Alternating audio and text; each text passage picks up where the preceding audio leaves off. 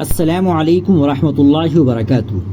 ناظرین کرام، مظاہر علوم سہارنپور کے ناظم اعلیٰ حضرت مولانا سعیدی صاحب رحمۃ اللہ علیہ کچھ روز قبل مولائے حقیقی سے جا ملے۔ انا للہ و انا الیہ راجعون۔ حضرت کے متعلق ایک مضمون بہت زیادہ گردش کر رہا ہے اور بہت اہم مضمون ہے، آپ وہ مضمون سماعت فرمائے۔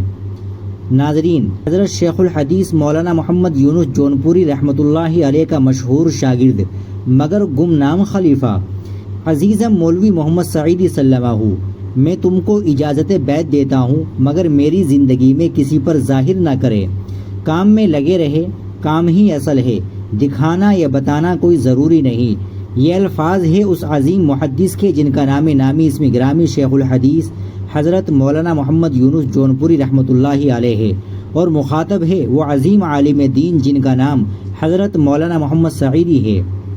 اخفا، اور وہ بھی ایسا کہ حضرت شیخ الحدیث مولانا محمد یونس جونپوری رحمۃ اللہ علیہ کی حیات میں تو کسی کو کیا بتاتے، حضرت کے انتقال کے بعد بھی 8 سال تک کسی کو اس اجازت بیعت و خلافت کی کسی اپنے یا پرائے کو اطلاع نہ ہوئی، یہاں تک کہ خود حضرت مولانا محمد سعیدی صاحب بھی 7 ذی الحجہ 1446 ہجری مطابق 4 جون سن 2025 عیسوی بدھ کو اچانک مولائے حقیقی سے جا ملے۔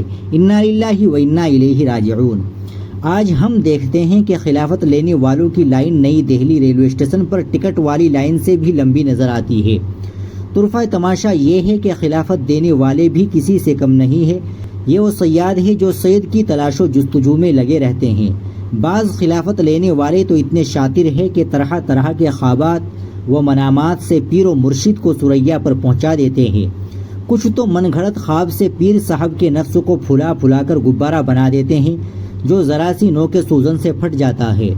حضرت مولانا محمد سعیدی صاحب فقیہ الاسلام، حضرت مولانا مفتی مظفر حسین رحمۃ اللہ علیہ، حضرت مولانا عبداللطیف نلہیڑوی، حضرت حافظ محمد ظفر سہارنپوری، حضرت مولانا محمد قمر الزماں الہ آبادی اور حضرت مولانا حکیم محمد عبداللہ مغیثی مد ذلہ کے خلیفہ تھے، مگر حضرت مولانا شیخ محمد یونس جونپوری سے بھی انہیں خلافت حاصل تھی، اس کا بالکل پتہ نہ چل سکا۔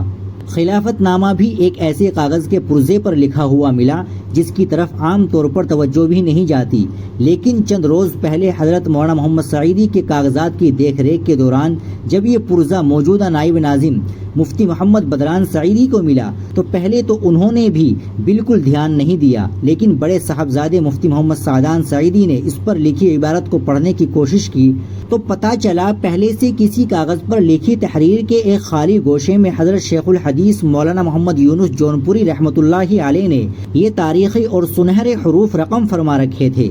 ویسے جو حضرات حضرت شیخ الحدیث کے مزاج سے واقف ہے وہ جانتے ہیں کہ ان کے نزدیک بھی اصل کام تھا، شہرت یا ناموری ہرگز نہیں تھی۔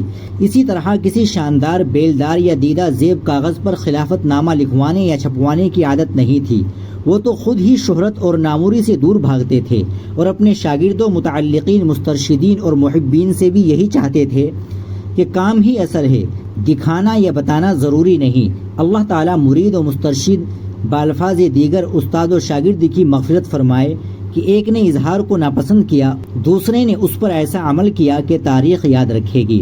ناظرین کرام، یہ تھا وہ مضمون۔ آپ اس مضمون کے متعلق کیا کہیں گے کمنٹ باکس میں ضرور بتائیں، ویڈیو کو لائک اور شیئر ضرور کریں، چینل کو بھی سبسکرائب کر لیں۔ السلام علیکم ورحمۃ اللہ وبرکاتہ۔